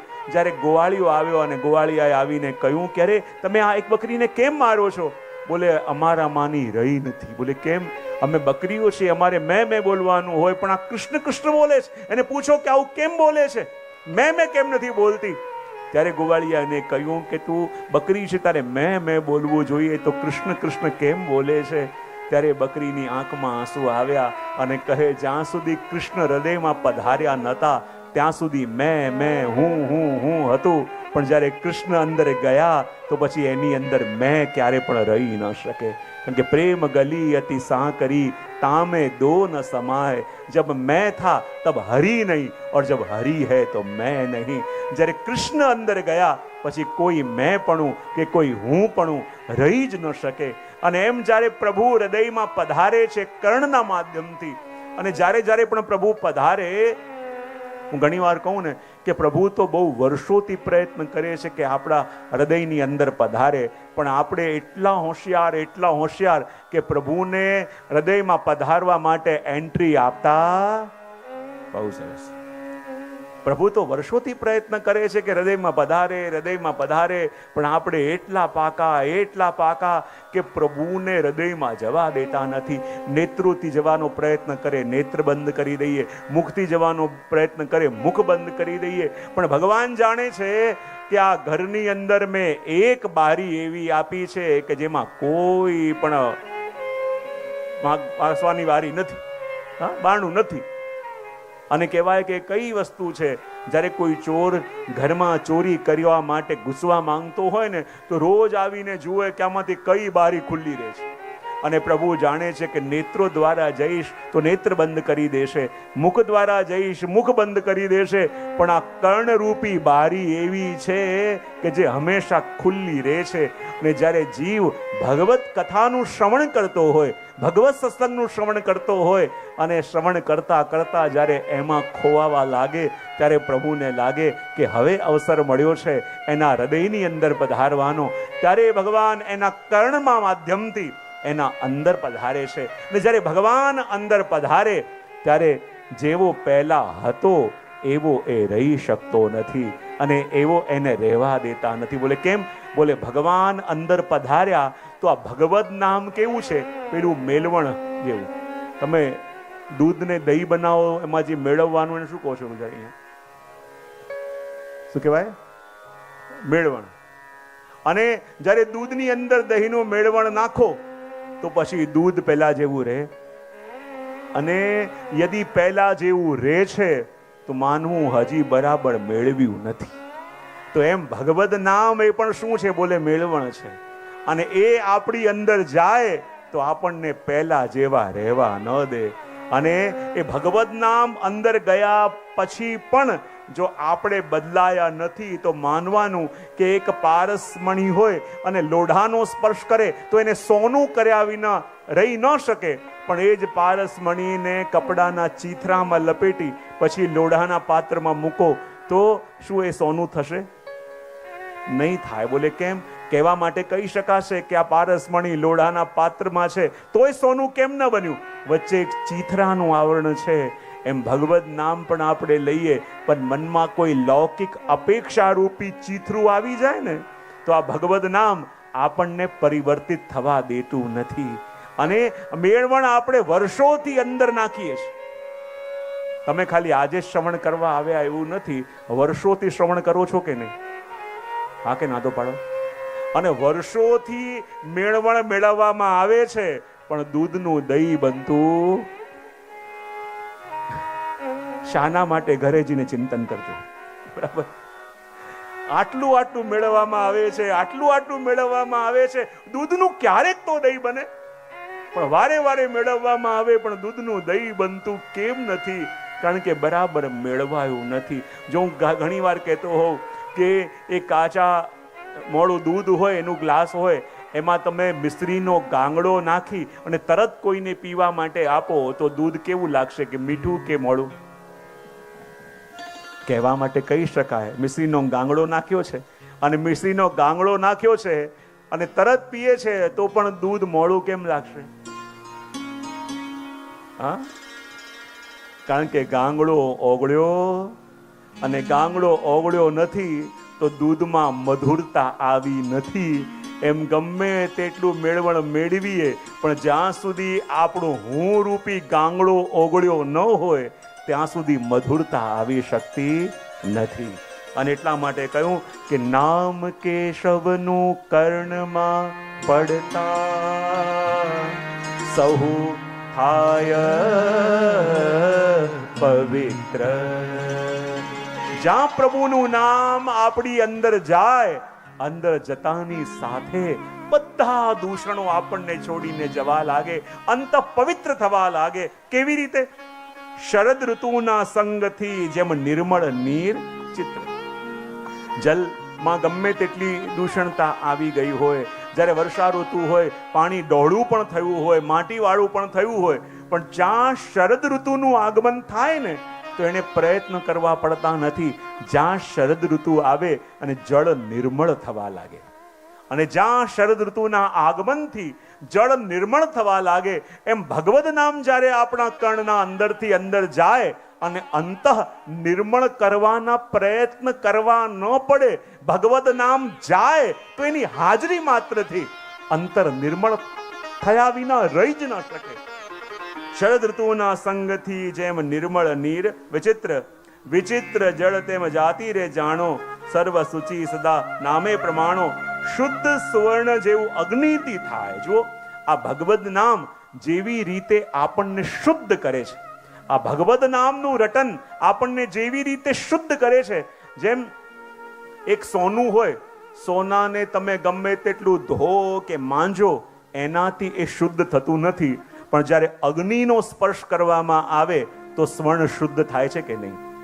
એમ પોતાને ગમે તેટલા આપણે વાળીએ કે ધોઈએ, જે પણ કરીએ, પણ જ્યાં સુધી ભગવદ નામ રૂપી અગ્નિમાં તપીએ નહીં, ભગવદ નામ રૂપી અગ્નિની ઉષ્ણતા લઈએ નહીં, ત્યાં સુધી આપણું અંતર શુદ્ધ થતું નથી. અને આ શ્રવણ ભક્તિનો પ્રભાવ છે. જો આપણે જે પણ કંઈ છીએ ને એ જીવનમાં આપણી વિચારધારા કેવી રીતે બને છે? જે આપણે કાનમાં નાખ્યું, જે આપણે કર્ણ દ્વારા આપણી અંદર પધરાઈએ છીએ. અને એટલે તો કહીએ છીએ કે આ જગતમાં જે પથ ઉપર જવું છે ને, તો સૌથી પહેલા એ સાવધાન રહેવાનું કે આ આંખો ક્યાં અટકી રહી છે અને કાન શું સાંભળવા માટે લાલાયિત થઈ રહ્યા છે. ગંદકી નાખશો તો ગંદકી તરફ જ ગતિ થશે, અને ભગવદ નામ નાખશો તો ભગવાન તરફ આપણી ગતિ થશે. જીવનમાં બધું અવેલેબલ છે, પણ આપણને શું સાંભળવું ગમે છે એને આધારે આપણી યોગ્યતાની ખબર પડે. જો કોઈ નાળીમાં રહેવા વાળો કીડો હોય, એને સુંદર પુષ્પ ઉપર મૂકી દો ને ત્યાં બેચેન થઈ જશે. એને જ્યારે નાળીમાં મૂકીને આવશો ત્યાં જ એને શાંતિ મળશે. તો આપણી માનસિકતા જે રીતે આપણે કેળવી છે ને, આપણે એ જ પોતાના કર્ણના માધ્યમથી હૃદયની અંદર પધરાવીએ છીએ. માટે અહીંયા કહ્યું કે શુદ્ધ સુવર્ણ જેવું અગ્નિથી થાય, માંજે ઓપે તેનો મેલ ન જાય. અને શુદ્ધતા ક્યારે આવે? બોલે અગ્નિ દ્વારા. અને અગ્નિ દ્વારા જેવી રીતે શુદ્ધતા આવે, એમ ભગવદ નામનો જેમ જેમ આપણે શ્રવણ કરીએ, જેમ જેમ ભગવદ નામને સાંભળીએ. જો આપણે ત્યાં ચિંતકો કહે છે કે આંખનું સામર્થ્ય વધારે કે કાનનું?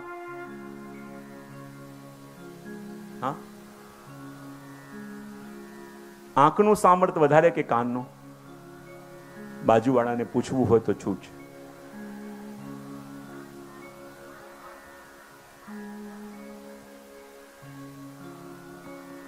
આંખનું સામર્થ્ય વધારે કે કાનનું? કાનનું. બોલે કેવી રીતે? બોલે આંખ જે સામે હોય એને જ જોઈ શકે છે, પણ કાન જે સામે ન હોય એના વિશે પણ સાંભળી શકે છે કે નહીં? આજે ગોલોકધામની કોઈ ચર્ચા કરે તો આંખ જોઈ ન શકે, પણ ગોલોકધામનું વર્ણન કાન સાંભળી શકે કે નહીં?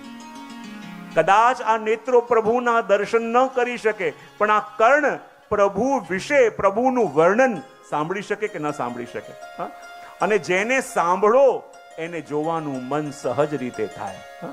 જે રીતે રૂકમણીજીએ પણ પ્રભુના ગુણગાનો સાંભળ્યા ને, શ્રુત્વા ગુણાન ભુવન સુંદર શૃણવતામ તે, રૂકમણીજીએ જ્યાં પ્રભુના ગુણગાન સાંભળ્યા અને ગુણગાન સાંભળતા સાંભળતા ભગવાનથી પ્રેમ થયો, એમ જ્યારે પ્રભુના વિશે, પ્રભુના વારામાં જે જે સાંભળતા જશો, જેમ જેમ સાંભળતા જશો એમ એમ પ્રભુમાં પ્રીતિ થશે.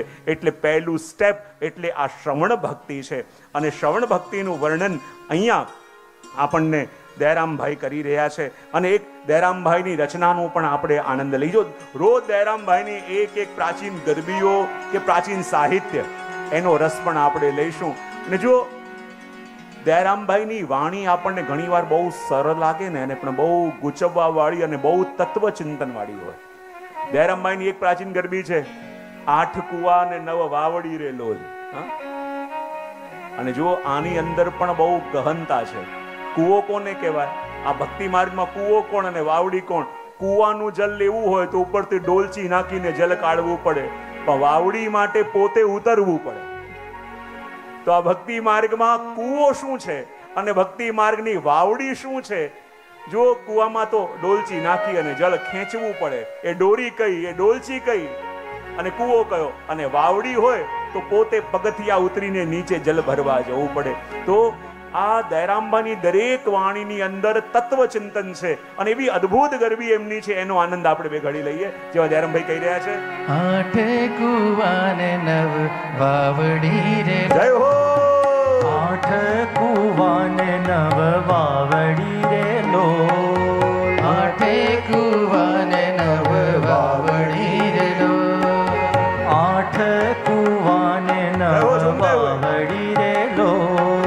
સુણસે પનિહારી નિહાર મારા, હો મારા બાલાજી હો, આવા નહીં જાઓ મહી બેચવારે લોજી રે, આવા નહીં જાઓ મહી બેચવારે લો.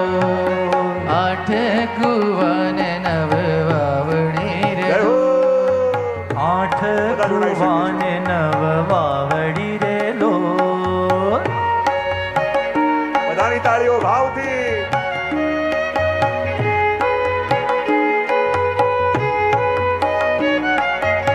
અહીંયા કદાચ એવી પારી કરેલી છે તો ત્યાં પણ તમે કરી શકો છો. ત્યાં આગળ કરી શકો છો શોભા પાસે. અહીંયા કોઈનો પગ લપસે નહીં.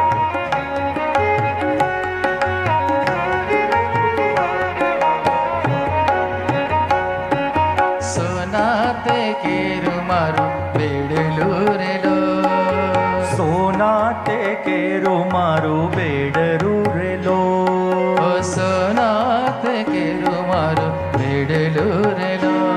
હે સોના તે કેરું મારું બેડલું રે લો. ઓઈ ડોણી રતન જડાવ મારા, જય હો. ઓ મારા બાલાજી હો, આવા નહીં જાઓ મહી વેચવારે લોજી રે, આવા નહીં જાઓ મહી વેચવારે લો.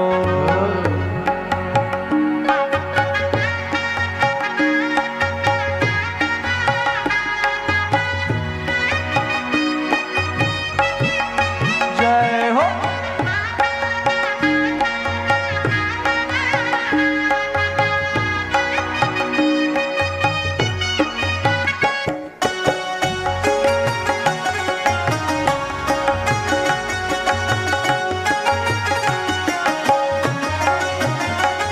ઓ ખેડ મરડીને ગળો મેં ભર્યો રે લો, કેડ મરડીને ઘડો મેં ભર્યો રે લો.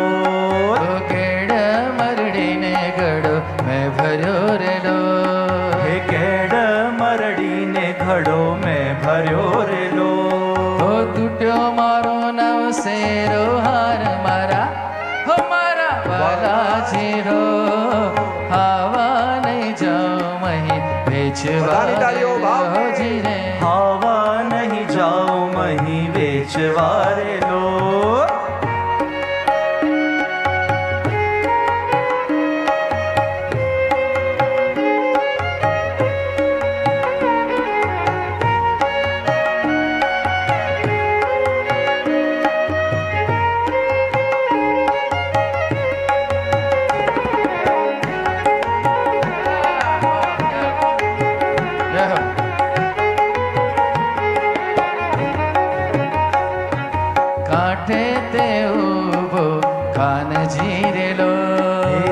કાંઠે તે ઊભો કાનજી રેલો, ઓ કાંઠે તે ઊભો કાનજી રેલો, કાંઠે તે ઊભો કાનજી રેલો.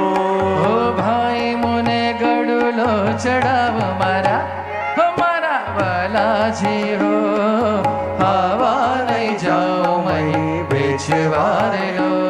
એ હાવા નહીં જાઓ મહી વેચવા રેલો.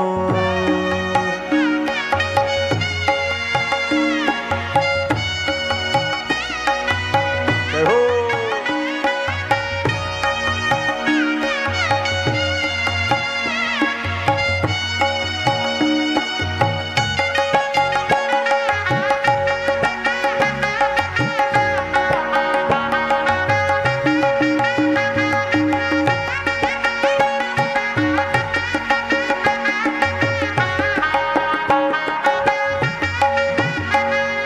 ભૂતોને ગડુલો ચડાવું રેલો, હું તને ઘડુલો ચડાવું રેલો, ભૂતોને ગડુલો ચડાવું રેલો. એ હું તને ઘડુલો ચડાવું રેલો. ઓ થારે મારા ઘર કેરી નાર મારા, જય હો. ઓ મારા વાલાજી હો, આવા નહીં જાઓ મહી વેચવા રેલો. એ હાવા નહીં જાઓ મહી વેચવા રેલો.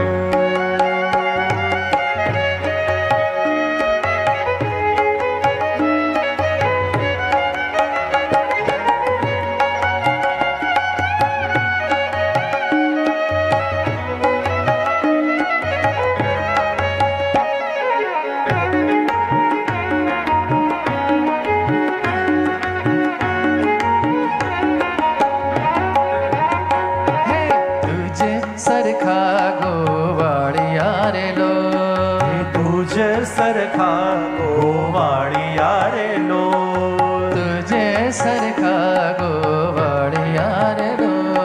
એ તુજ સરખા ગોવાળિયા રેલો. હોતે તો મારા, હોતે તો મારા, હોતે તો મારા બાપના ગુલામ મારા, હો મારા વાલાજી હો, આવા નહીં જાઓ મહી વેચવા રેલો. એ હાવા નહીં જાઓ મહી વેચવા રેલો.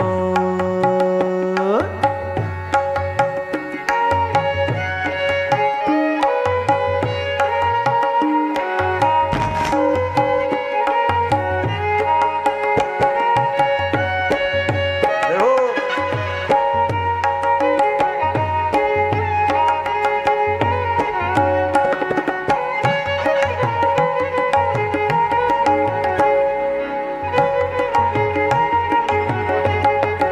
જય હો.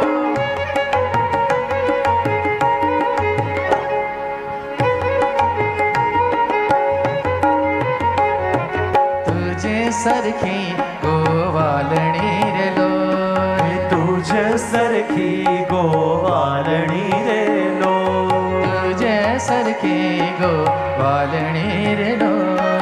તુજ સરખી ગોવાલણી રેલો. તે તો મારા પગની પેજર મારા, હો મારા બાલાજી હો, હવા નહીં જાઓ મહી વેચવા રેલો. હાવા નહીં જાઓ મહી વેચવા રેલો.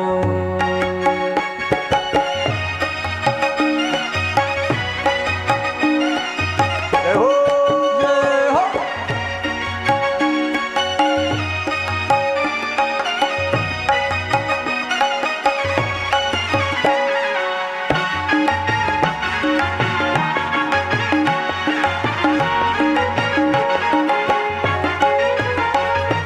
દયાના પ્રીતમ પ્રભુ પાતળા રેલો, દયાના પ્રીતમ પ્રભુ પાતળા રેલો, દયાના પ્રીતમ પ્રભુ પાતળા રેલો. હે દયાના પ્રીતમ પ્રભુ પાતળા રેલો.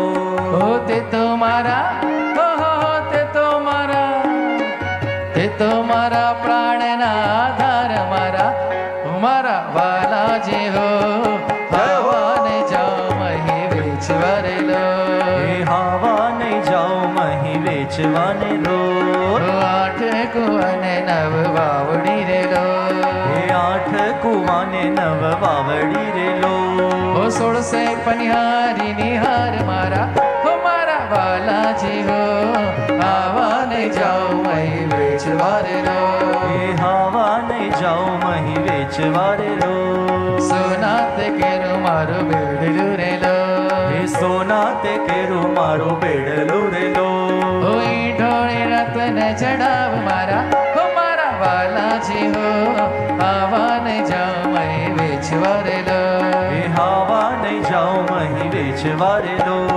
આવાને જાઓ મહી વેચવારે લો એ હાવા નહીં જાઓ મહી વેચવારે લો ઓ મહી વેચવારે લો ઓ મહી વેચવારે લો ઓ મહી વેચવારે લો ઓ મહી વેચવારે લો બોલીએ કૃષ્ણ કનૈયા કનૈયા લાલ કી જય આપણા બીજા દિવસની કથાને અહીં વિરામ આપીએ છીએ. હવે મનોરથી પરિવાર દ્વારા અહીં આરતી થશે, એનો આનંદ આપણે પ્રાપ્ત કરીશું. શ્રી વલ્લભાધીશ કી જય.